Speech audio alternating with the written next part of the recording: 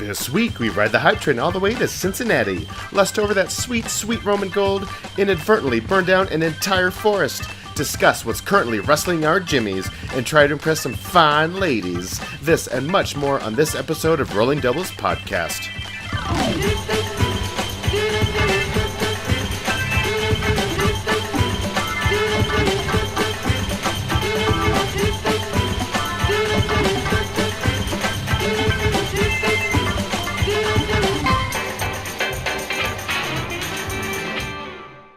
Welcome to Rolling Doubles, a podcast about two board game enthusiasts who have never met and rolled the dice on friendship. I'm Jacob, holy mother forkin' shirt balls, Russell. And I'm as sick as a clam, Ryan Schneider. You're as what as a clam? I'm sick as a clam. Oh, so last time you were happy as a clam. Now I'm sick as a clam. And now you're sick as a clam. Yep. You just really like clams. Yes, I was going to say I really like being sick, but that's not the case. Can I just talk to you about being sick? Please, inform me. It's the worst. It's the worst, especially as an adult. Oh, man. No, so I got sick on Wednesday. First time sick, I think, in 2 years. And, I probably had, this is the first time I was, full-blown, couldn't, my nose was completely plugged up. I had headache. I had body chills. Sounds like more like the flu, but it lasted a day. So we'll see if that was the worst of it or not. But now I just kind of have this lingering runny nose and whatever. But man, I haven't been able to actually play games in this last week. I've just been extremely sick. But I'm coming. Well, I've gee dang it, making it for this show. I'm trudging along, powering so through. Valiant. Yeah, it's frustrating as an adult to get sick. We have a finite time on this earth. And I do not want to spend it sick. And I don't know why it makes me so mad, but it does. And, okay, at what point in our life did it change from as a kid, yes, I'm sick and I don't have to go to school, to an adult, I'm sick and now I'm just sick and there's no benefit from it? As soon as you get a job. I think that's it. As soon as you get a job after college. Because then you essentially lose your summers. Yeah. You do that, right? And then everything gets total serious. It's time to pay off the student loans. Time to pay off that 1998 Honda Civic that you got on loan from your parents or whatever. It's time to pay for your own toothpaste and socks. It gets real. It's awful. It stinks. And the hardest part is how being sick takes you away from board games. Extremely. Like I said, I haven't played in a week and a half. I'm pulling from the bottom of the barrel here from what I played. But it's fine. I still remember them.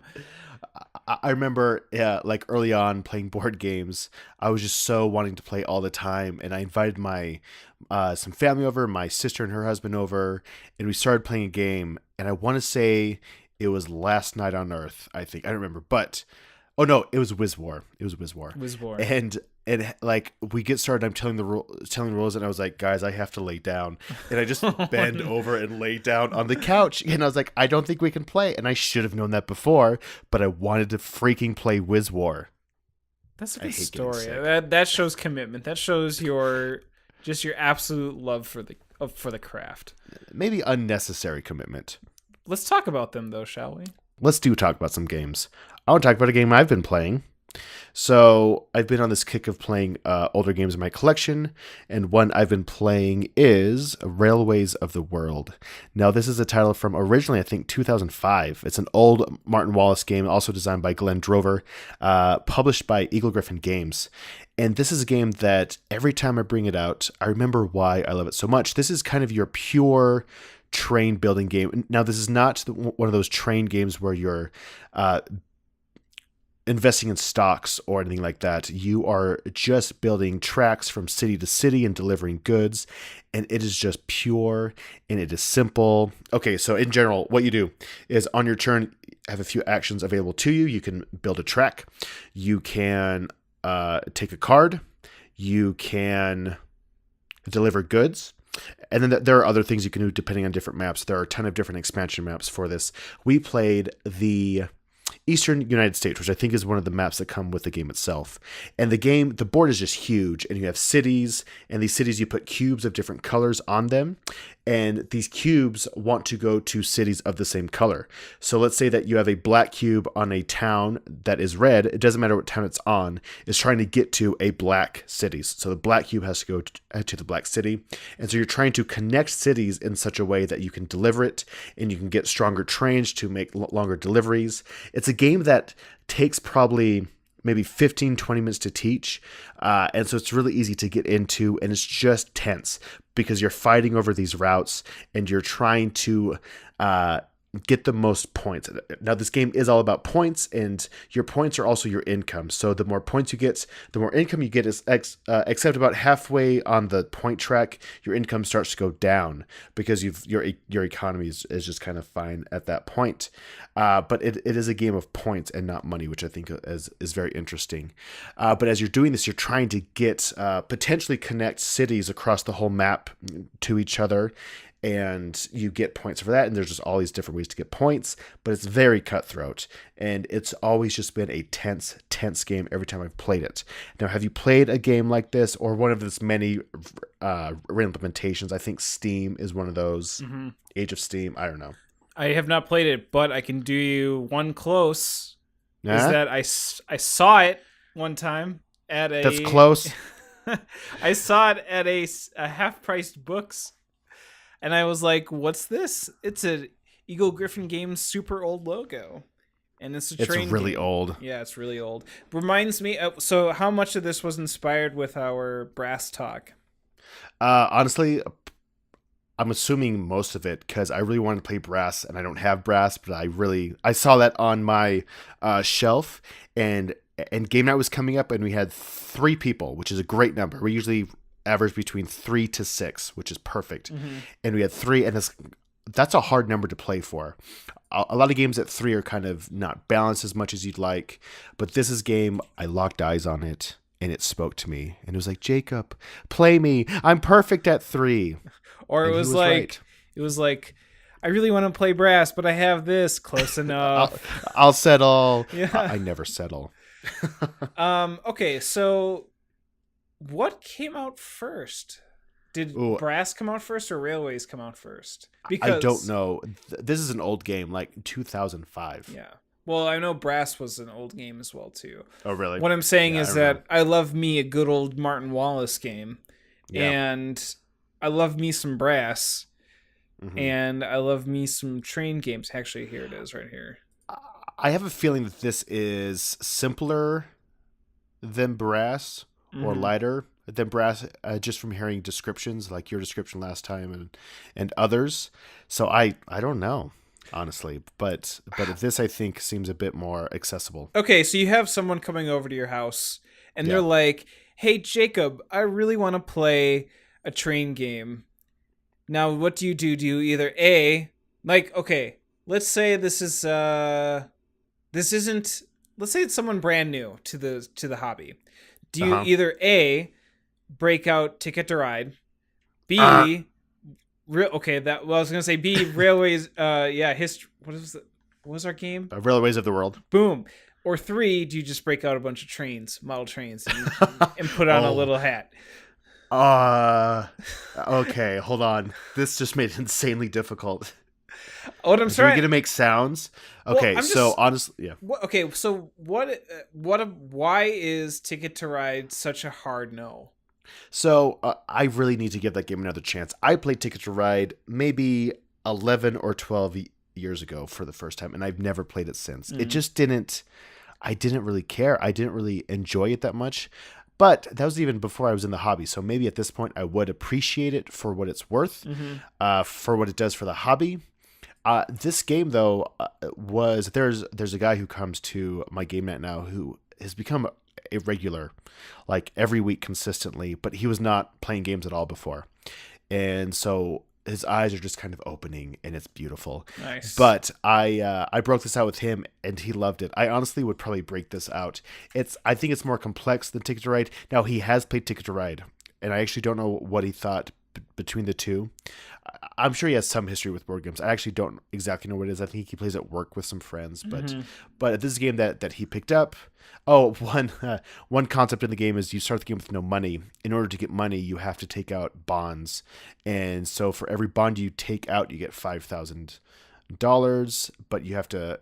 It's your income you get each round is subtracted by your bonds, and so let's say that you get 15,000 in the round, but you have 2 bonds, so you only get 13,000. So I tried to emphasize the point to him that, I probably only get 1 or 2 bonds each game, if that, but he ended up the game with like 11 bonds, and he actually did okay still. So, I mean, it went over well. He liked it. He wanted to play again. The person who won, there's end game condition scoring with these cards called barons that are kind of surprise end game scoring, and the guy who won got a lot of points from his, and it was great. This game just is very accessible, very easy to get into. Interesting, because okay, so I did some research, and Railways of the World came out in 2005. Brass came out in 2007. Oh. So what you were talking about as far as like bonds and everything actually plays, like, there are many similarities between Railways and Brass, and it seems like Brass seems to take it in a little bit more micro with where it is. Railways seems to take it a little bit more broad scale, just from like looking at everything and you explaining everything. But like the whole bond system and having these different colored cubes, having to go to these different colored cities and everything like that. Interesting. Like, I'm really curious. I'd love to like do some sort of comparison to see the design changes between Railways and Brass. But what's really cool though is that definitely because you had that scratch for Brass, I think Railways did a great job as far as, scratching it for you. Yeah. So that's really cool. I'm sure there are heavier train games. If you want a heavier train game, there are a lot of options out there. This is not your heavy train game. This is your just kind of hang out, still have a tense time with people and still have that fun competitive atmosphere, but it's in no way is it heavy. So that is Railways of the World by Eagle Gryphon Games. Let's talk about Mr. Martin Wallace for a second. Please. Did you know that so Steam came out in 2009. All right. Did you know that he did Hit Zeroed? I had no idea he did that. Exactly. Wait. I didn't know either. No, I did not know that. I did not know. Isn't there an Australian? No, I think that's someone else. This is the one that came out like it had like that whole I don't even know it's the 1950s, but it was very aesthetically like in the theme of zombies and escaping, and it was a very like it was an interesting take on zombieism, which to me doesn't say Martin Wallace to me. Not at all. Have you ever played Via Nebula? No, but it's good. One that I keep looking at because I really love Rio Grande did that one, right? No, I think so. No, it was not Rio Z-Man. Grande. No, it was Space Cowboys. Let me see. I'm gonna click into it right now. I have no idea. But I am very interested because that is also a route building. Like, there's a lot of similarities between that and other train games. Even though it's not trains, it's kind of that same concept. Yeah, I loved it. It was was it Pick Up and Move? Yeah. Yeah. I loved it. I absolutely loved it. I wish I'd played it again. And I actually had it for a amount of time, but ended up getting rid of it, and I might actually regret it. One last thing. Have you ever heard of Nanty Narking? Okay, so I saw you back that on Kickstarter. I did. And I looked at it, and it looks fantastic. I literally have no idea what kind of game it is. What kind of game is it? No idea. Let's just say that Martin Wallace is the designer for me, specifically coming from Brass, and obviously looking at kind of his backlog catalog makes me extremely interested in terms of the types of designs that he has done. I think mostly Brass has just kind of blown it out of the park for me, and I'm just now extremely interested in his designs. Yeah. And I saw it, and I originally backed it. I did back out because it is going to get a tad expensive. It's a wonderfully, I think, developed game with miniatures and really cool metal coins and art. I think it just crosses all those checks boxes, but at the same time, I have to do the whole will it play with my wife test, and I just can't see that correlation right now. I just don't know if it's going to last more than one time at the table, just in terms of interest wise. I don't know. I think I might reback it for $1 and might get it in that late, in that, in the late backing, the backer kit thing, if possible. But I'm really interested in it. And it's been hovering in the world of Kickstarter recently, and I'm just I'm gonna keep my eye on it. That's for sure. I think I have this weird relationship with Kickstarter these days. It's taken me a lot to back a game. I don't know why. I think I don't want to risk it anymore. I want the best of the best, and I think I want things to be tested, not test the gameplay, but I want it to go through the market and see if it stands up to the market before I start investing time into a game. I backed out of Starcadia Quest. I'm a huge Arcadia Quest fan. I talked about that, and that was, but I don't feel bad for backing out of that. Right. I already have Arcadia Quest, and yes, there are differences, and I actually love the changes, but it's too close. I want something new. I want something that I haven't seen before, and I'm having a hard time finding that in general. Like, I have a hard time, but there's not a long list of games that I want to buy, which is weird, because at any given point, maybe 6 months ago, I was like, I want this game and this game and this game, and that list was ever fluctuating. But now it's like, I don't know. And I think Kickstarter's taken the hardest hit in my own world. I would agree. We are definitely seeing iterations and just kind of not necessarily rule changes, but there hasn't been anything like an Arcadia Quest 2.0, it sounds like, is what you're hoping for, right? It seems like these are always kind of just like rule iterations, or like, how about we keep the mechanics the same? We'll just kind of maybe do it like 15, 30, maybe even 90 degrees to kind of give it almost like standalone expansions seem to be kind of like the what's in, right? Like Too Many Bones Undertow is like, again, same Too Many Bones structure. However, you can play it as such or expand upon, T&B if you want. I'm in the same boat, and I think some other friends of mine are as well, in terms of looking at Kickstarter and being like, I see the value and this is awesome, but I'm going to need more if I'm going to plop down an extra 60, 80, $100, I think. Now. Exactly. That's the thing. And I've not lost hope in the hobby at all. I know it will come. I think I've just become more picky, but it's going to make those decisions or those games that I do get be more delicious. They're going to be delicious games. Dilucis.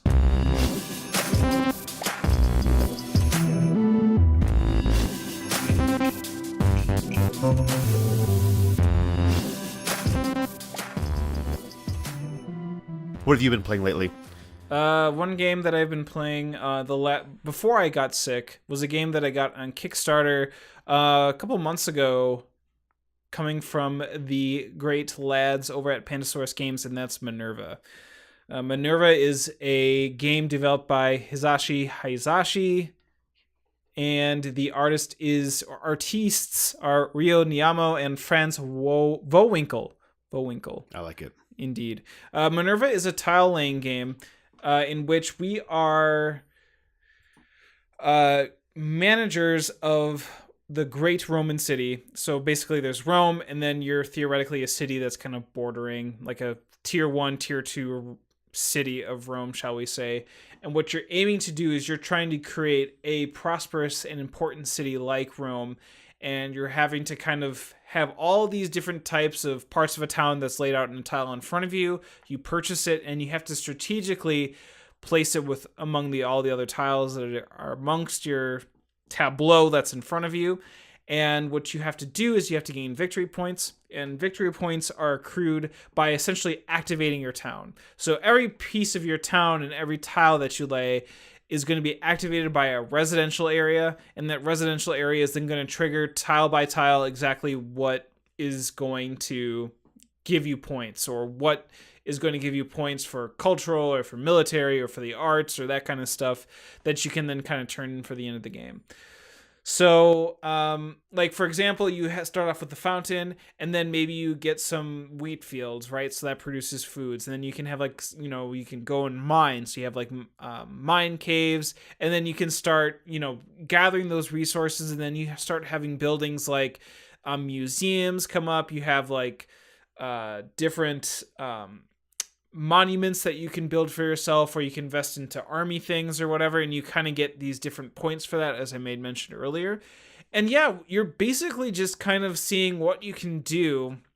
Now, this isn't a game like Haruba where it's a solo cooperative game, right? You are trying to kind of competitively figure out what your opponent's building, what you can build to kind of prevent them from moving further while still making your part of Rome or your sub-city of Rome that much better. So again, each tile that you're purchasing with the resources that you are accumulating from your different tiles is important, and placing them is important, and having a good combo of tiles that you can lay out, that you can activate, and then kind of at the same time making another combo of tiles that may be going up and down versus side to side is interesting, and kind of gives not only the sense of this combo mechanism, but almost like a broad, like bird's eye view of what this town actually looks like, which is kind of cool. You can also hire assistants. Assistants can go on those residential areas to make them usable once again. So normally once you place down a residential tile, you can't use it again. But you could place it on the other side of this row and then kind of score combo right to left versus left to right. But then that's it. Like if you try to place another one, it just ends. And then you can place them up to down. The game was fun. Once we started to get going, it was fun. But for some reason, my friend and I really struggled with the rule book. Setting everything up, understanding how the game plays was kind of a trial and tribulation. We didn't really understand what the iconography meant. We felt as though how the game flowed and where we wanted to see them in the rules was not where we expected them to be, so that was pretty frustrating. There was a lot of typos and errors. Like, there was a lot of like spelling errors. There were like errors where they were like typing a word and it got cut off, so they put a dash, and it wouldn't be like what you would expect. It would be like how it was formatted in a way where I don't know, like say if there was like a thing called monument, right? I don't know, this isn't coming from the book, but they would be like MONU dash, and then it would spell monument on the next line. Like it made absolutely no sense. That's weird. It seemed like we got a proof of the rule book prior to it going to printing, but they printed it off anyways. It's really strange, and it's like, in essence, it can still be overlooked because, again, once we kind of understood what we needed to do, the game started flowing and feeling really good. But it just, I don't know, like that rule book was really hard to digest, which really kind of nails home the importance of having a really good, well-edited rule book. And not only that, but also having it in a way that makes sense, which is extremely difficult because in a way, I think people are always going to look at rule books and expect certain rules or certain things to be described in a place where, as a developer or a designer, that's not where it's supposed to go. So it's just kind of like when I'm thinking about that, I'm trying to keep that in mind in terms of like, okay, if I'm expecting in here, I shouldn't be like cussing out or trying to spread bad stuff about them because of that. The spelling and grammatical stuff, whatever, right? I mean, that's unfortunate, but it is what it is. It just makes me leery moving forward how it would be how I'd want to approach another game of his or another game by Pandasaurus. And what it comes down to, Minerva is a game that it necessarily didn't give the greatest impression, but there's a jewel in the rough, shall we say, in that game. Yeah. So, see, and this goes back, like, I hate when a rule book kills a game like that because it could be a fantastic game, but the experience is tarnished for, I don't know. That's just frustrating. Yeah. It's like weird things too. Like the back of the tiles are black, and black is hard, especially when it's the main, like 80% of the tile. So like the main picture is of a female warrior, and you can find it in the box. And what they did was in the back of the tiles, it's black and it's gold. So like the majority of the background is black, and like she's in there, but she isn't really defined. It's like kind of like a weird shadowy image, which doesn't look like it was an artistic choice. It seemed like it was a weird misprint, or it seemed like it was a weird printer thing. And Weird. yeah, and it's just like, again, the game is great. The presentation is what was lacking for me, and that played a part to my enjoyment. Yeah. In all honesty, That's true. in essence, is again, with all that taken in consideration, I'm presuming, I haven't looked yet, but there should be like an updated rulebook online through BGG, if there is one. I would say though that if there is ever a second edition, pick up the second edition, or just wait for this to go on the cheap. I would say this is definitely a fun tile laying game. Just be wary of some of the production happenings in this game. That's my only real concern. Otherwise, I would say that like they have metal coins. The metal coins are really nice, and the feel of the tiles are really good. And I would say that the coloration and the illustration of everything that isn't the backside looks really nice as well too. Again, just like there was some choice production things that happened for me that didn't sit right. So kind of a bummer, but Minerva by Pandasaurus Games, close. It's a good game. Production wise, second edition. Let's go. It sounds like they need to get Mr. Peter Woken on that project. I asked him if he was going to be in it. I don't think he didn't say much. He was just like, no, that wasn't a project that I worked on. So I was like, okay, that's fine. If you're interested in some great inside information on the production and design of board games, not the game design, but the visual design, listen to our last episode. Very interesting stuff from Peter. Get woken. Okay, well that's Minerva by Pandasaurus Games. What else does Pandasaurus do? I know they're big lately, and I probably have some of their games, but what are some big games from Pandasaurus? Pandasaurus has done their first big game that really kind of brought them to prominence for me is Wasteland Delivery Express. That's what it is. Because they were one of the first publishers to basically go all in with the game trays.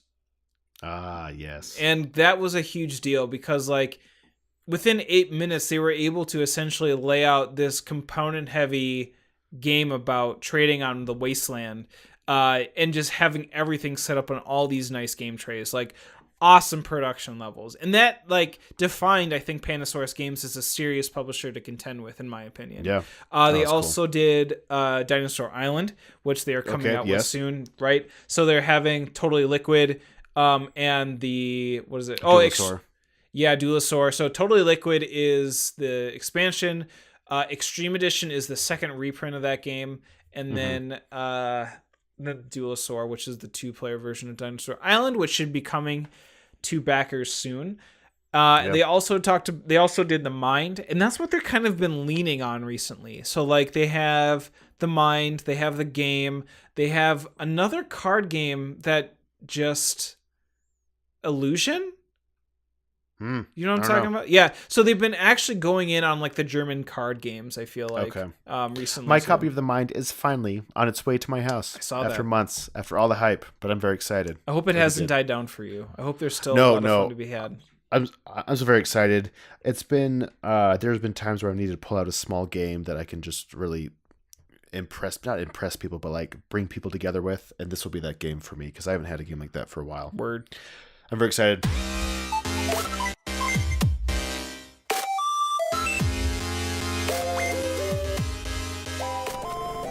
I want to talk about trains, but not the way you think. I want to jump on the hype train and talk about Root. The hype train, the hype train, the hype train. All right. I apologize for that. I've now officially known you for at minimum. Let's see, this is 9 episodes. More than a work day. Yes. And that I did not expect that, and that was amazing. By far, your penultimate thing that you've ever done. Thank you. Of our podcasting relationship.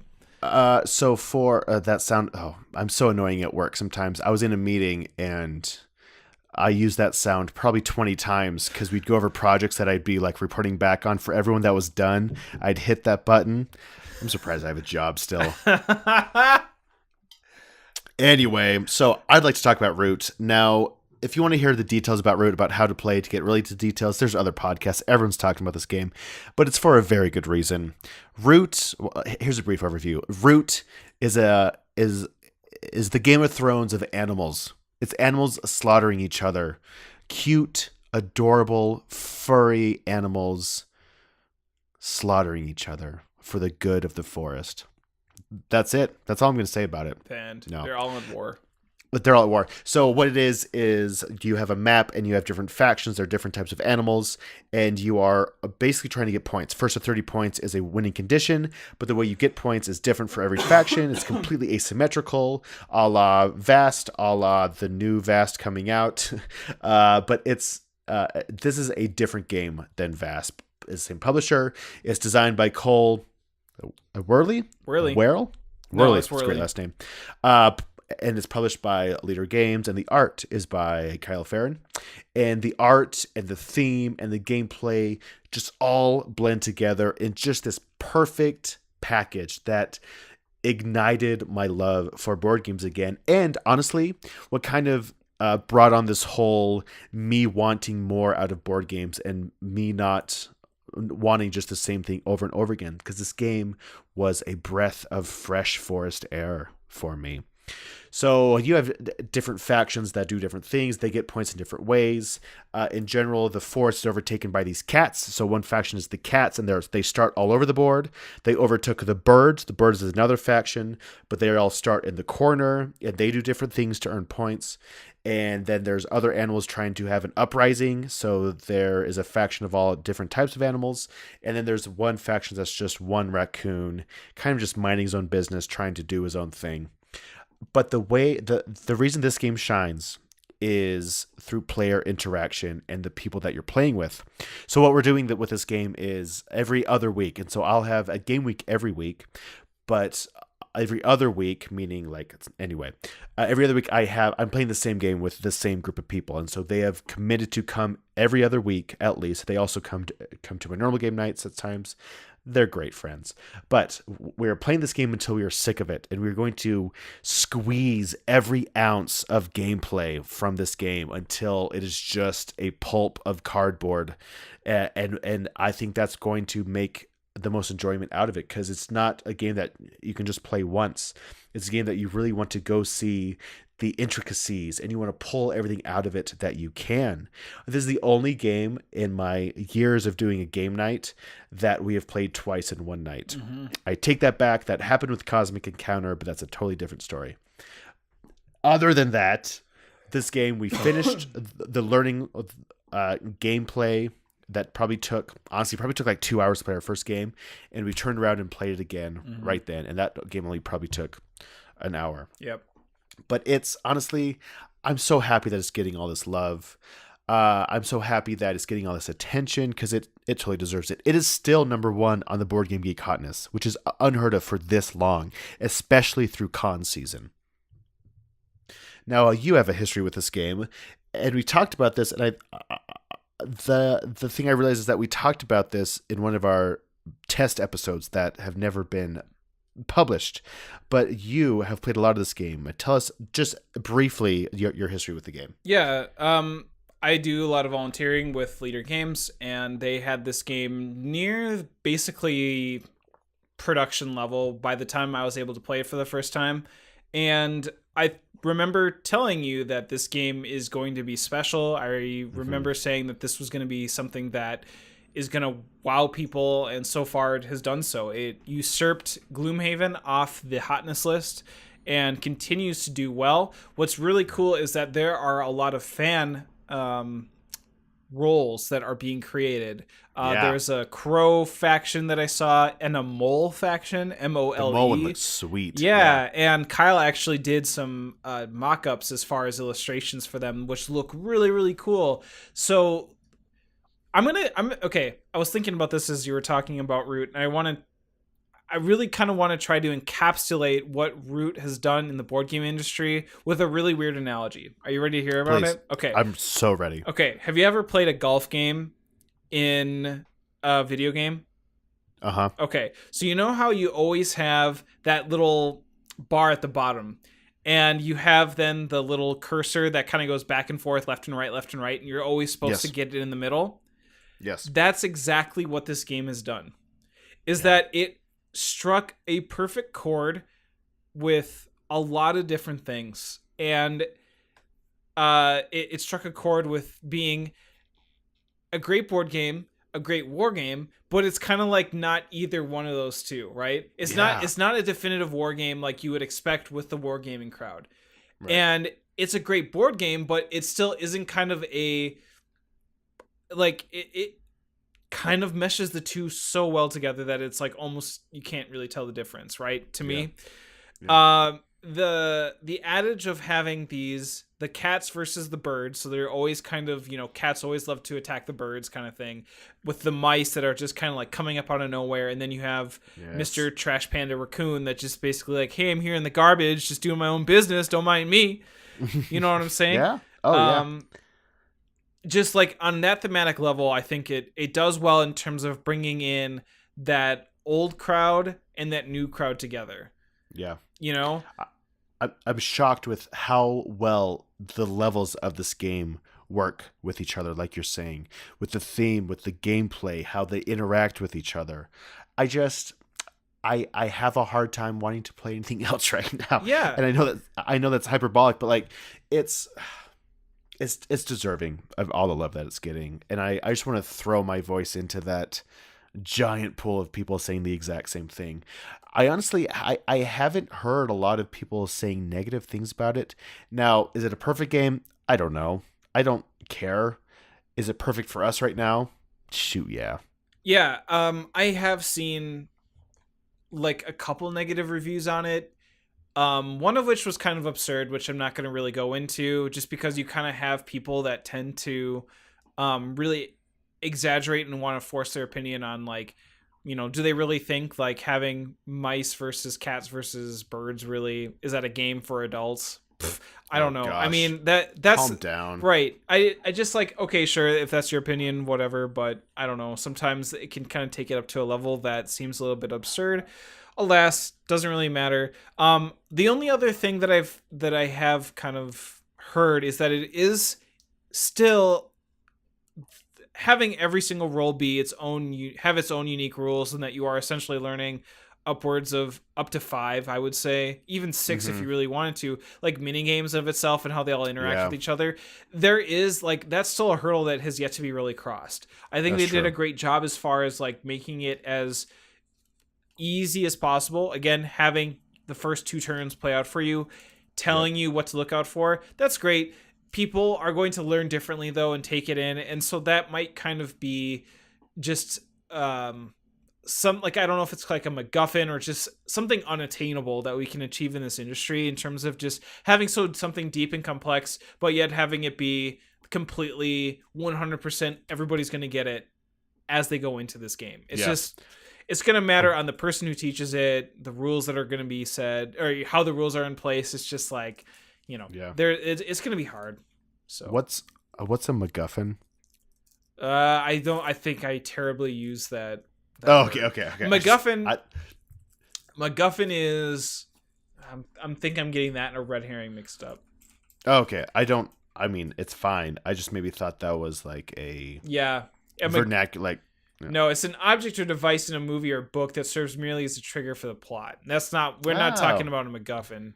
Just for whatever reason, that word felt really great in that sentence to use. It sounded really great. Right? Like, and you called me out on it. You shouldn't have said anything. I'm sorry. I just wanted to know. I wanted to know. And maybe other people wanted to know. Yeah, so, that's cool. Again, too, I would say that Root is definitely a play. Is it a must-buy? I would say that a lot of people would say yes. For me, I would say that you should not go without playing this game. Yeah. Right now, it's rare. Okay, do this for me though. Do not spend over $60 in the base game. Don't. True. There is a reprint coming out It's coming in November. You'll be able to get it around Christmas time. Use that Christmas money to get it at that time. There are plenty of copies that are coming, both through the Leader Games site, through Miniature Market, through all those online retailers. I'm not just saying this again because I work for Leader Games. It's because it's true. They've set it out there in Board Game Geek. Like, don't go out and pay that unless if you are really clamoring to get this game. I mean, they are going to be doing minor improvements, like fixing up some of the rulebook. They're going to round the corners to prevent some of the damaging, but functionally, everything will be the exact same as it is in the first printing. So don't worry about it, I would say. Just don't ever like pay an exorbitant amount of money for the game, because it will be available. It will truly be available. So what are they rounding the corners on? The player boards? Yeah. Because everything fits so well in the box, but what ends up happening is that when you stack them all up together, some of the corners got crushed. Got it. And so you will have like a very minor crease into the player boards, which people have let them know, and so they were able to fix it by rounding the corners, giving a little bit more, I think, structure to have it not be so impactful. So that should be able to help with the integrity of the game as well. But cool. throwing my voice in as well too. One of my favorite games of the year. I do hope that it gets recognized through Game of the Year awards. I think it will. I think it will. And I think people are concerned about balance issues as well in this kind of game, especially with a lot of asymmetry. And that's understandable. I think a lot of it, the balance, comes through the people that you're playing with. It is your responsibility. The onus is primarily on you to balance the game. Now, I don't. Anyway, that's what I think. So if you see someone winning more with one faction, then figure out how to beat that faction. Right, this is on you, and that makes that game. I think that's a fun challenge of this game. Indeed. Anyway, blah blah blah blah blah. That's Root by Leader Games. Rooty is good. Rooty is great. Go play it now. Buy a great. I don't know. What have you been playing other than what we just talked about? Because I just want to move on from whatever that was. Yeah, that was really terrible. Cut that out or leave it in. And this no, it's staying in. Yeah, I figured. I want you to live with your shame. Thank you.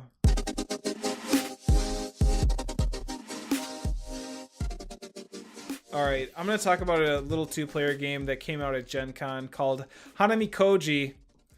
Hanamikoji is a two-player game that was published by Deep Water Games, which those dudes have been putting out some bangers recently. I love Deep Water Games. Welcome to. That's what. Shadows over Kyoto. Yeah, that was and what we talked about. What is it? Murder of Crows, I think. There was like a crow game that looks super baller. Yeah. That one looks great. It looks awesome. And Hanamikoji, which was one of the actually hyped games of Gen Con 2018 this year. I was able to get a copy at a local game store not too long ago, and I gave this a shot, and it's a really fun time. You want to hear about it? Yes, you want to hear about it? I'd love to. Perfect. All right. So this is developed by Kota Nakayama. The artist is Maisherly. Just straight up Maisherly. All right. And the publisher is by, again, Deepwater Games. Emperor S4 also does it. I think they do it overseas. There's plenty of publishers, but Deepwater Games is kind of the primary one in the States that is doing the publishing on this guy.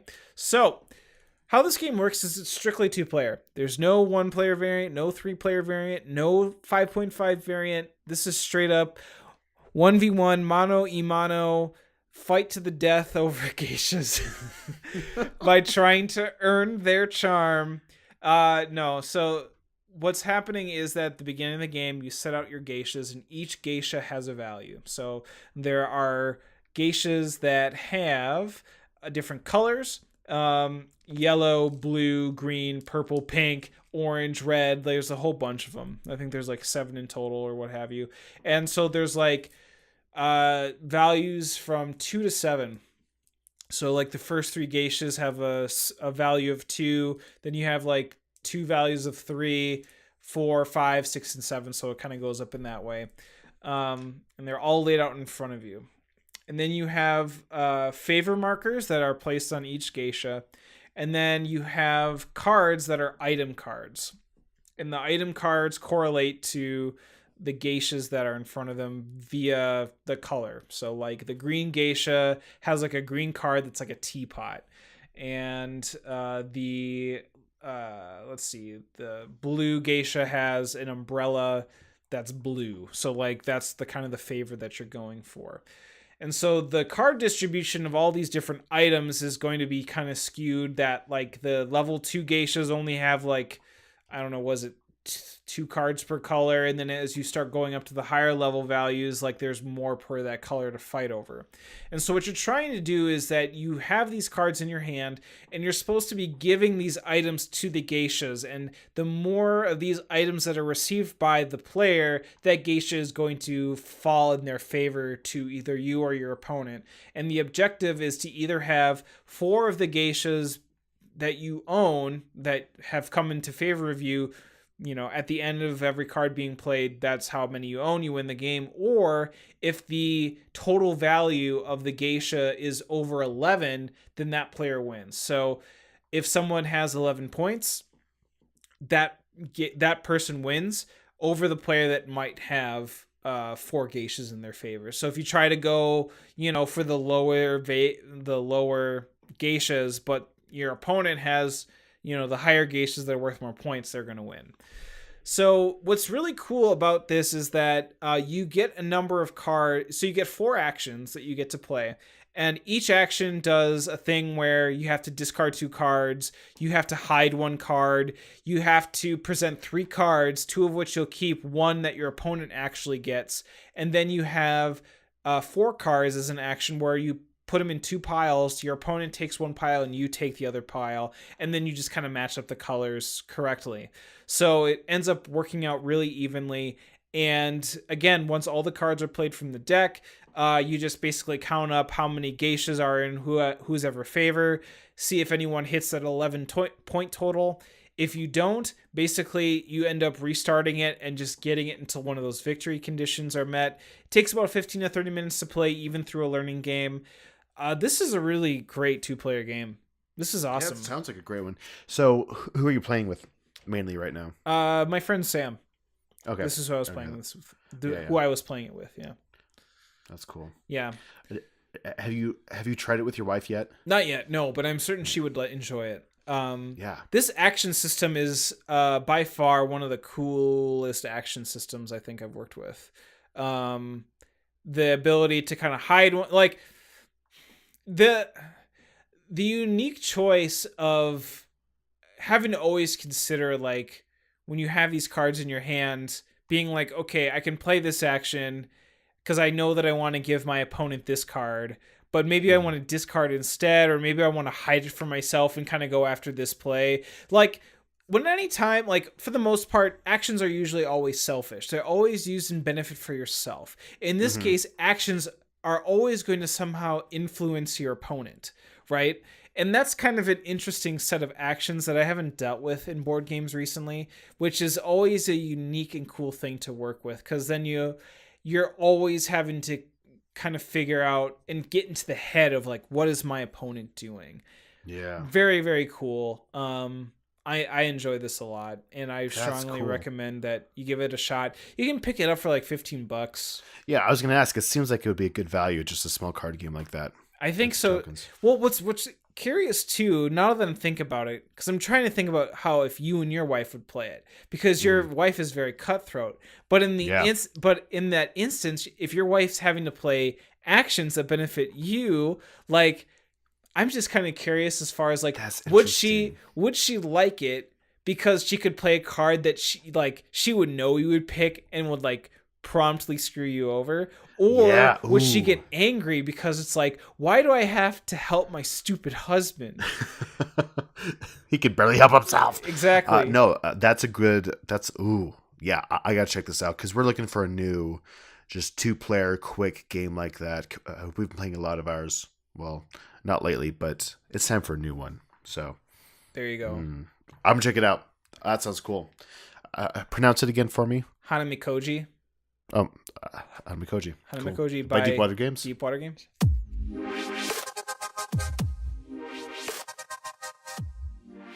Okay, so we talked about earlier. We touched on how it's kind of hard finding new games because we want new experiences. But there are still games that I'm excited to play. Are there any games that you're really kind of just itching to play or maybe get back to? What games are occupying your brain space right now, off the top of your head? Yeah, there's a bunch of them. One game in particular is called Rise of Tribes. Oh, okay. I just listened to who's talking to? Just listening to Blue Peg Pink Peg talk about this, and it sounds great. Yeah. So Rise of Tribes is a game that your actions are done by dice rolling, and you use a combination of the symbols that are shown on your dice to take whatever the correlating action is on your player mat. So like I think it's like blank, suns, and moons, I think are the icons, and you roll them, and what ends up happening is like you have a total of 3 dice or whatever, and you put them on your player board, and then you roll the dice, and then like whatever you decide to use, you like push one of the dice off of the top layer of your board and move it down onto the bottom, and then what you do is you take the dice that are on that top layer and you say, oh, okay, I have like 2 moons, and 2 moons nets me this many mans or populations or whatever. And likewise, like harvesting or putting down people. I don't know what it is. I've watched some videos on it, but what drew me to that game was just kind of the presentation, the quality, the production levels of that game really drew me in to kind of like want me to know more. I heard a lot of great responses as far as like how the game plays. It's not too heavy, it's not too light. It kind of fits in that like, board game geek heavy status or weight of like 2.5, maybe upwards of 3. Or maybe even past a little bit 3, but just into that area where it's just like it makes a lot of sense.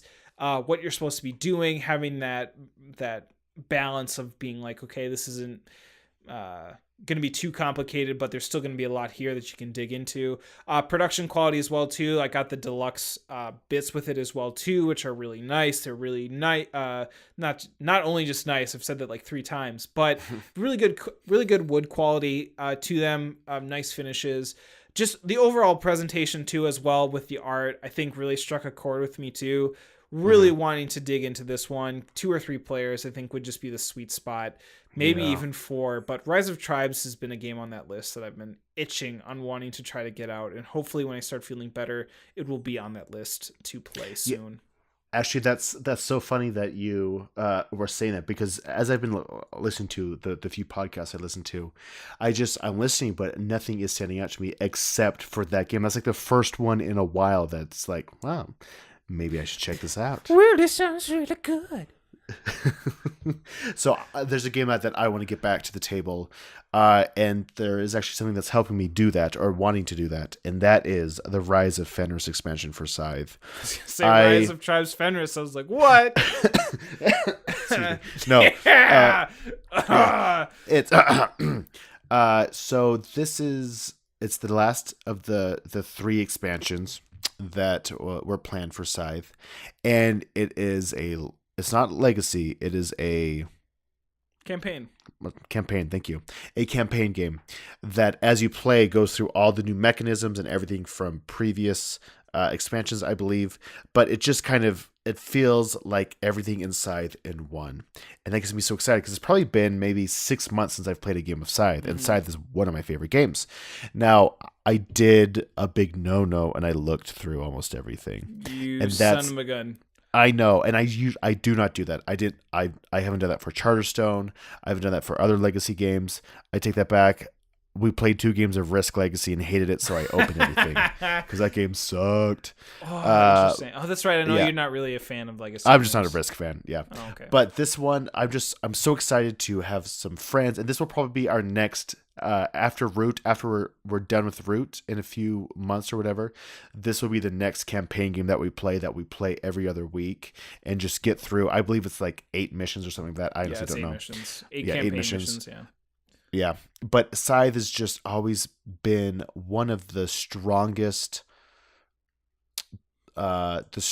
played games, meaning every time I've played it with someone, it's been a hit, Mm-hmm. and they've all enjoyed it, and they've bought, and most people have purchased copies, and I'm just excited to kind of bring that. I think enough time has passed because we played the crap out of that game, but I think enough time has passed where I could bring it back out and have the new in there and have it change a bit each time. I still.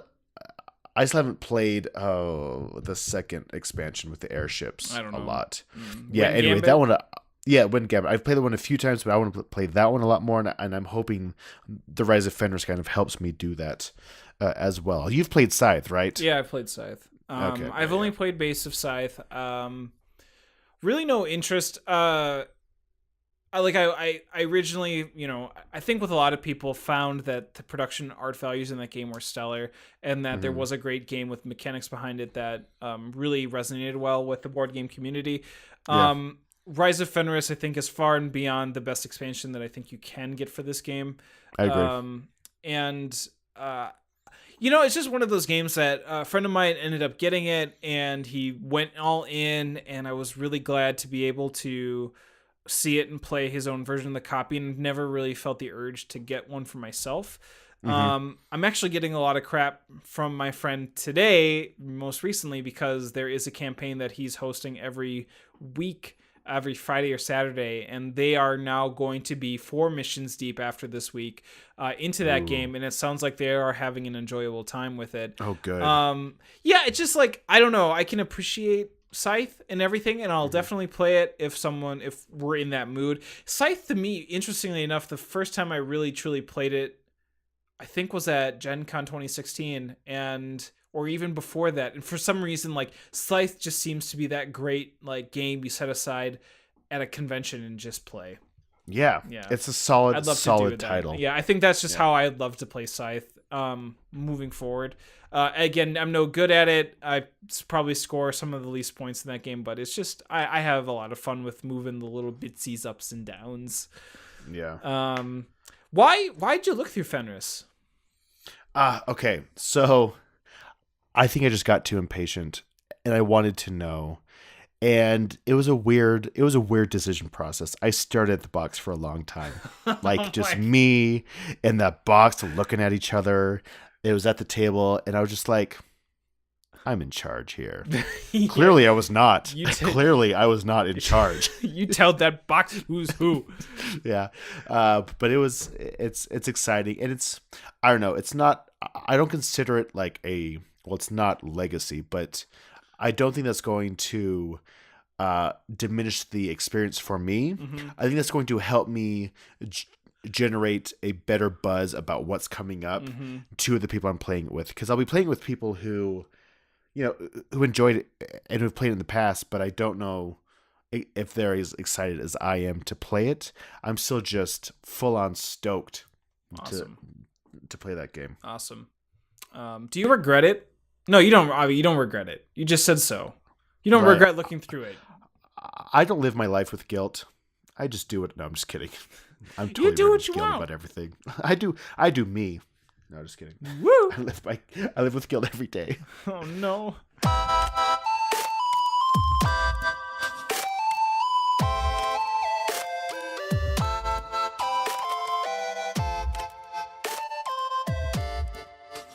What's getting you excited in the hobby right now?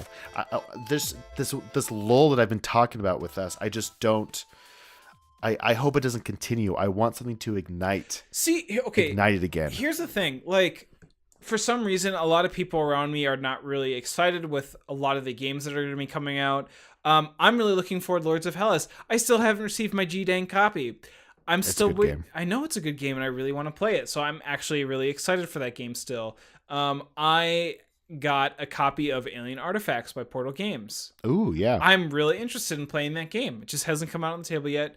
Totally interested in playing.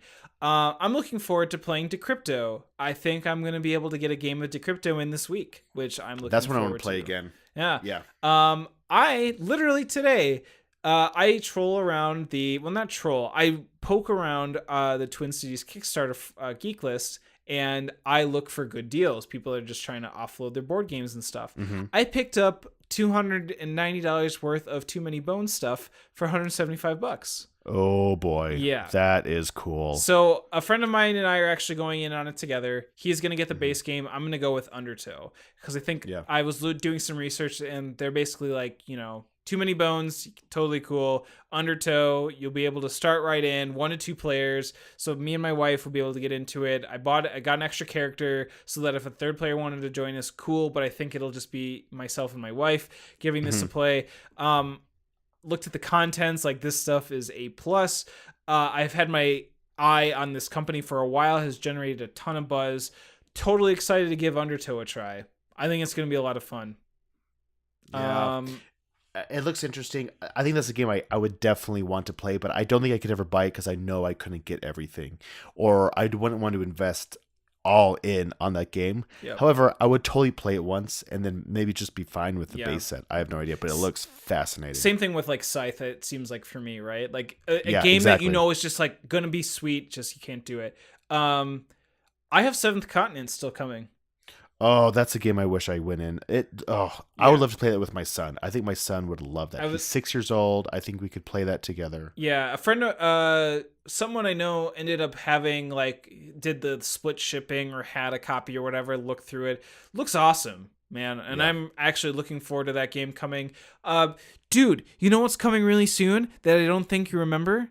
Freaking Fireball Island, man! Holy, that's right. I got the most recent update, and I was like, I totally forgot about that game. Completely forgot about it. But that is soon. I went all in, and I know this plays on nostalgia, but I'm kind of looking for something really cool and light to play. And I think that game is gonna be fun to just bring out and play. I think we're gonna have an awesome time. There's still a lot there, at least for me, to be excited about. And I know there's a lot of people like Escape Plan from Vital Lacerda. Yes. That's gonna be awesome. Yes. We're supposed to play on Tabletoptopia. We haven't done it yet. That's something we need to do. I know we're going to do that soon. We're going to do that, and we're also going to play Star Trek Bridge Crew on VR. Oh, and I'm so excited for that too. We got to stream it. Oh, that's a great idea. I'm going to stream it because I think it's going to be hilarious. Because then we could actually see each other for the first time in virtual reality, and reach out and touch at each other. Oh, okay. Have you played? I was playing Onward on VR. Quick side note here. But it's a military sim, and you can see the people that you're playing with, and you can get really close and touch their head. Yeah, and it's unnerving. It's unnerving. Yeah, it's crazy, man. Yeah, it's fantastic. There's another game very similar to that. Not Onward. It's like a military shooter that. Yeah, it's bizarre. Same thing. Yeah, same thing. It's wild. So speaking of Escape Plan. I'm very excited for Escape Plan next year sometime. I'm excited for the next game from him on Mars. On Mars, another game to look forward to. Yeah, that one looks fascinating. I've never invested into Terra Mystica. Yeah. Nope, that's not true. I freaking love Terra Mystica. I meant to say Terraforming Mars. Boom. I've no desire. And I think I've talked about this before, but I just don't care. I'm sure it's fantastic. We did talk about this because it's the component quality that's the biggest turnoff. Yeah. But the combination of Vital Lacerda and Eagle Griffin, they peanut butter and jelly. For real, they do such a great job. And pickles. Fish and rice. Oh yeah. Oh. Sushi. Oh, thank you. Okay. See my confused look? Oh yeah, you were super confused. What the heck you talking about?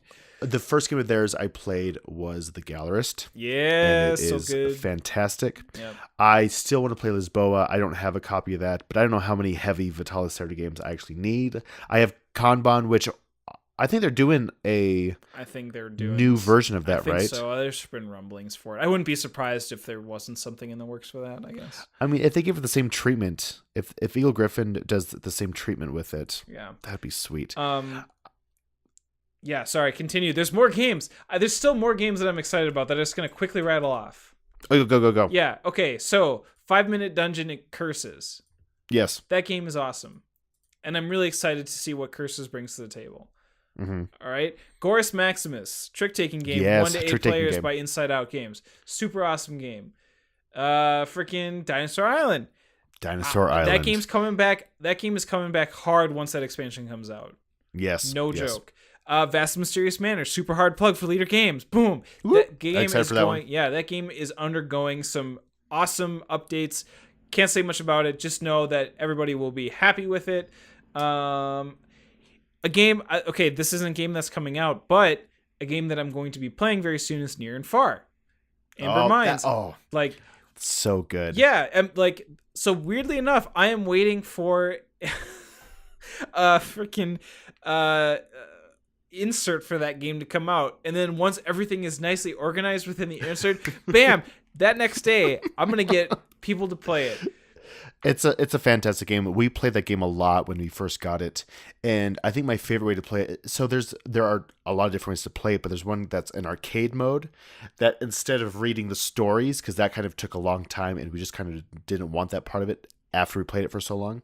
It's just a small deck of cards that just gives you a choice. It just gives you any story or anything like that. Right. Anyway, I love Near and Far. Yeah. Fantastic game. I'm excited for you to experience that. Yeah, and one of the last things that I have backed, well, Nanty Narking. Nanty Narking is a game that I backed. Again, might go back into it. There was a game by Friggin' Kevin Wilson that actually came out on Kickstarter, which was a co-op dungeon crawler that I always like his dungeon crawlers. I think they're really interesting and innovative. What's it called? Innovative. So what is it in? Oh, it's innovative. Is innovative. Give me 1 second. I'll be able to. It's not the Ninja Turtles one, right? No, it's the not, new one. It's not the Ninja Turtles one. Ghostbusters. Nope, that's not it either. I'm start naming franchises.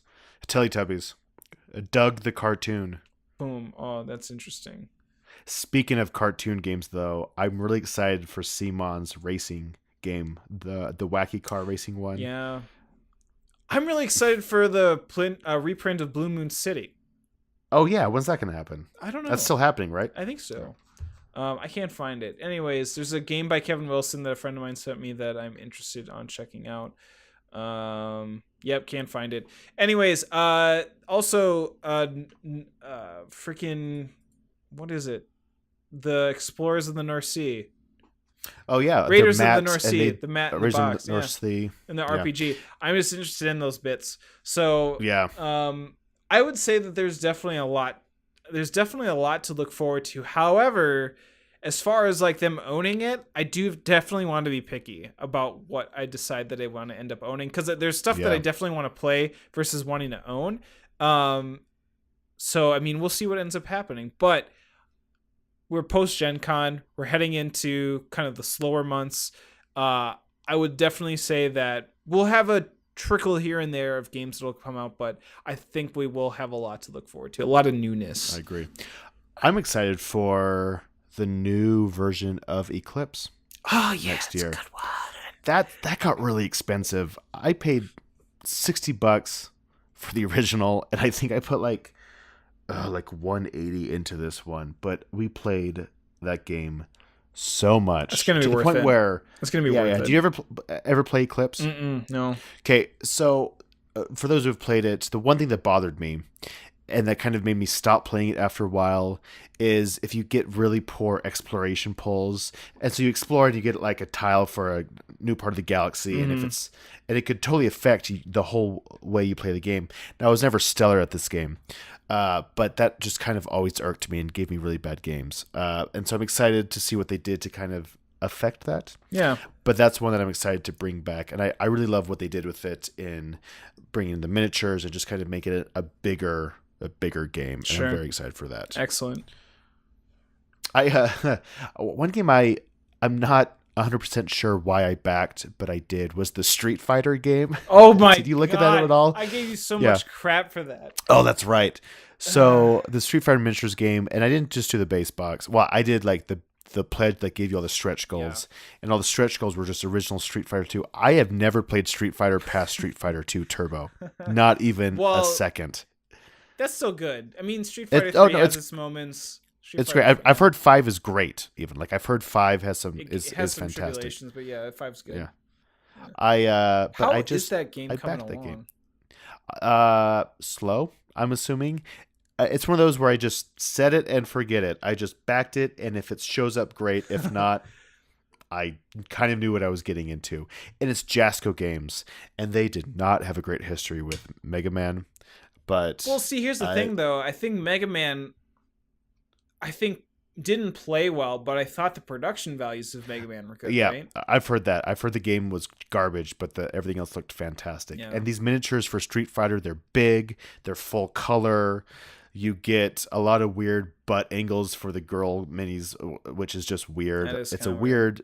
It's weird. It's a bit uncomfortable. Like I don't think I'd let my son play with those or play the game with me for that reason. But that's one where I'm just kind of interested to see where they go with that. How can they make it fun?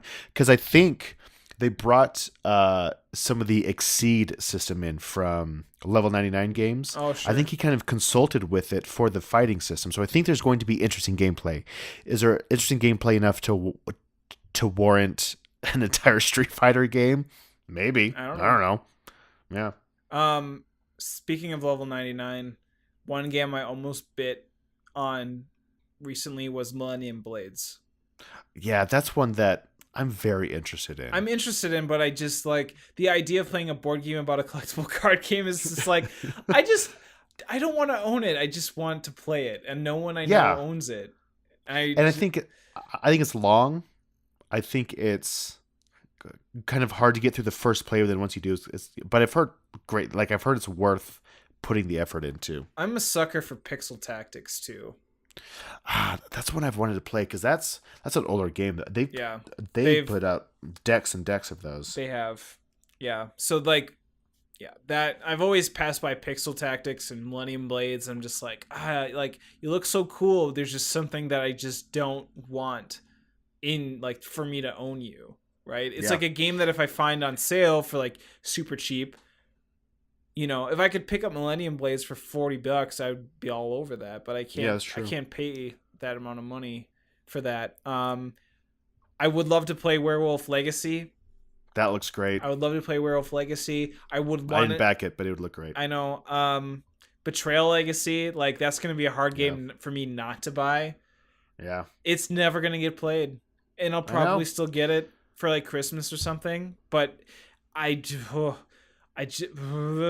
really want it. I really want it.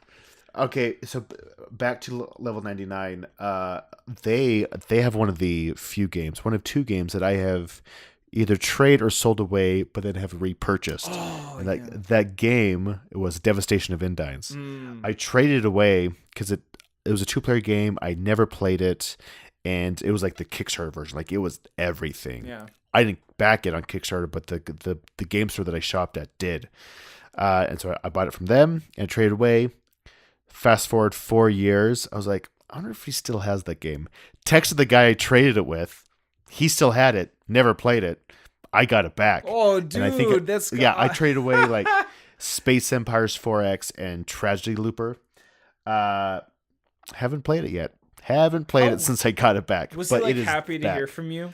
Like you just sent this random guy a text? Awesome guy. From an old game group. Oh, okay. Super good guy. But yeah, it's staring at me, and I want to play it, and I've come close. I had it set up once, but then I couldn't have game night one night, and it's hard because it's only 2 players. Mm-hmm. But that's one game. The other game, that I have purchased multiple times is a Twilight Struggle. No, the second time was a gift.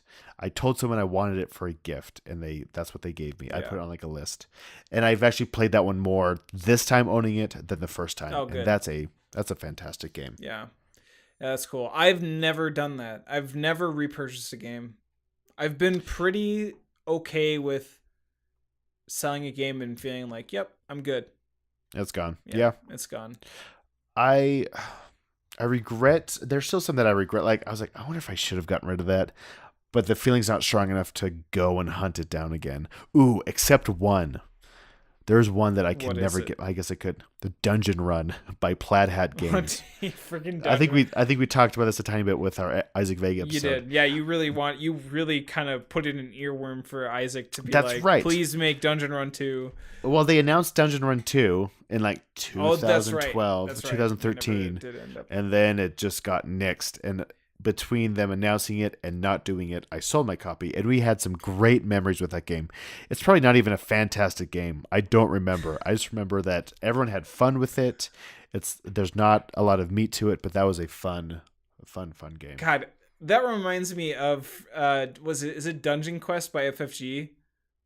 The Yes. revised edition where you're like it's a tile laying dungeon crawler that you could like Mm-hmm. lose within the first like tile that you place. That Yes. game was so broken, but it was so fun. Like it was so See, I've never played stupid.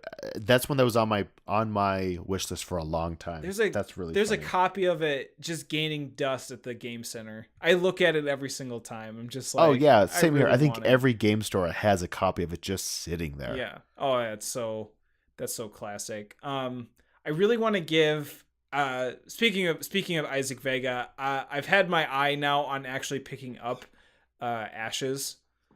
I didn't realize it had dice in it for some reason. It's super cool. Someone was selling it at a market for like $40 and I was like, like I just maybe, but I couldn't bite the bullet on it. But I'm really seeing if it ever goes like on sale again for maybe like $25-$30 that I want to give it a shot. I have a game for you. Friggin' Guild Ball. Wait, Guild like Ball. an old game? No. Well, yeah, this is an old game. This isn't new, but as a game, as far as like a game that I'm like interested in, I want to play. Guild Ball. Like I started actually watching some videos on that, and man, that actually looks like a lot of fun. I've actually heard good things. I think I went down that road a while back because I was looking into what's the Games Workshop one? Blood Bowl. The football. Yeah, Blood Bowl. Yeah. And I think that kind of popped onto my radar. Yeah. Have you played it at all? Nope. Have you played Guild Ball? No, I haven't played Guild Ball yet. I'm going to probably try to play it with a friend of mine here in the next couple of weeks because it very much functions kind of like, so it's like a play on like a huge area, right? Like a field. And it's actually like 2 boards. So it's like a full 6-panel board plus a 2-panel board. Like that's how big this game is. Whoa. And then you have these. So what's really cool about this game, I'm like banging my desk. I'm so excited. So excited. Is that you have like 5 miniatures that function as your team, and then you have like a ton of little bits. There isn't too much to this game, but yet there's like, it seems like there's like a lot of cool strategy and stuff that goes into the game, and there's like all like you can buy different teams that come with these different highly sculpted miniatures, and they have like their own tokens and set of rules that function like completely differently and asymmetrically, if you want to call it that, that you can play with. So be like, oh, I'm gonna play as the Brewers this time, or oh, I'm gonna play as the Dinky Doos this time. I don't know what they different are. They could be called the Dinky Doos. I don't care. Could the be. Hammers, Yeah. whatever. In any case, I'm excited because this game has like this really, again, A+ to the production of this game. It looks awesome. It has great table presence. You look at it and it's like this great 2-player game that has a lot of great strategy that invokes a lot of what my friend and I used to play back in the day, which is a lot of X-Wing. So you have to like do some movement. You have these different templates. You're kicking this ball around. They kind of mimic how a ball will be kicked and how it can like then scatter, so that you're having to have, do this positioning and stuff like that, just in a theme that I think works really well for me, more than Blood Bowl or more than like a Armada or Star Wars, or even like, Attack Squadron or whatever the heck that's out there now these days. Like there's just some really cool fantasy stuff that Guild Ball seems to really just pluck at my, my interest nerves that no other game could do since X-Wing. And so I'm really excited to give that a shot too. Oh, that's interesting. Yeah. Ooh. Guild Ball. Yeah. I want to check that one out too, because I forgot about that one. Yeah, Guild Ball's cool. They had like came out with a kickoff. I got it in a trade actually too. So like it came nicely in this big box, and it has the miniatures in it. Just everything that you need versus having to try to buy it piecemeal, which I appreciate. I appreciate just being like, boom, here's everything. You're not having to like, again, go to the store and buy this $35 thing. Because then it just feels like you're buying like just tiny little expansions that are fighting with each other. It's like how when Warhammer used to be like, oh, Space Marines and Orcs, you could just mash them all together, and here's like 500-point army that you could play. Like that's what got me in, and then whatever. I don't know. It wasn't like Warhammer that way. I didn't want Guild Ball to be like Warhammer, but it's not. Right. So, well, I feel like this one's winding down. yeah, this is good. Just this is great for us to be us, not Yeah. have a guest host. Not to say that our guest hosts were they were lovely. They were very enjoyable. It just like It was fun. it was a lot of fun. It's just it felt great to just have it being the two of us just chatting. I agree. Yeah. I agree. But yeah, those episodes, if you're interested, we did have Isaac Vega on a couple episodes ago, and then after that, Peter Woken, and both of them were just absolutely fascinating. Good people to talk to. It's fun to kind of hear insights from the industry on that side. So yeah, excellent episodes. I highly recommend checking those out. But it's been great catching up with you, talking about some games. Board games. Where can they find us on social media? They can find us pretty much everywhere. We're on Instagram now. We have 2 posts up there. Post 2 on posts. Insta. Drake song. Do you ever hear that Drake song where he talks about posting on Insta? No, That I'm still song back. is- I'm still hooked on God's Plan by Drake, and that's really the only dude, song that's by like him I so listen to. March of 2018 or wherever. I they- know, So, but what it's are still you a good doing? song. It's I know. true. Well, anyways, it's a good song. It's in my head a bunch of the times. But yeah, you can find us on a lot of different places. You can go to our website, which is where we post different articles with every single one of our podcasts, www.rollingdoublespodcast.com. We are primarily active on Twitter, so you can find me at RyGuy314, and you can find Rolling Doubles and Monsieur Jacob on Roll Doubles, ROLL At Roll Doubles. Doubles, DOUBLES. We should have just changed it to Z, Rolling Doubles. Rolling Doubles.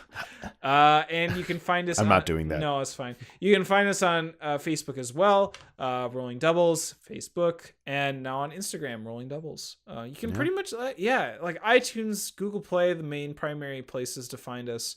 Yeah, we're all over the place, man. We're all over the place. Yeah, that's great. Do you have any wise words you want to leave us with? No, that's like gonna say like be as happy as a clam. No, I'm not reusing that joke. So sick of clams. Always be prepared for wise words. That's my wise word. Ooh, that is. There's no way to top that. I can't because I wasn't That was prepared. good. So my Yeah, wise no, word I got is it. like when someone asks you, "Do you have any wise words?" Be prepared with wise words so that you can say Yeah. a wise word. And the most wise are those that learn from themselves. So look at you, full of wisdom. Man, yeah, I saved that one. All right. Be well, sir. You as well. Feel better. Stop being sick. Okay. My right. nose. I wonder if they're gonna hear my stuffly nose. Did I sound okay? Nah. No, it sounds good. Okay. Sounds cool. fine. All right. Very good. Yeah. Leave a All right. note in the comments or leave a like if you heard me cough this episode. Leave Leave a like if you heard me cough this episode. Subscribe if you hear nose whistle. nose whistles from my end. That's such a good idea. Yeah. Leave a retweet if you don't like what you heard today. Ding that. 4 stars, not enough nose whistles. Yeah, 4 stars, not enough nose whistles. Leave us a 5-star if you feel like we should do a top 10 episode. That's all I got. Drop us. I like it. Yeah, we'll figure out all different sorts of things to like those things on. Alas, all right, we're done. All right. Good night, everyone. Peace out. Thanks for listening. The music intro is Sivu Play by Fantastic Plastic Machine, and music bumpers were created by myself using Apple Loops and GarageBand for iOS. Join us next week as we continue to make it up as we go on another exciting episode of Rolling Doubles Podcast.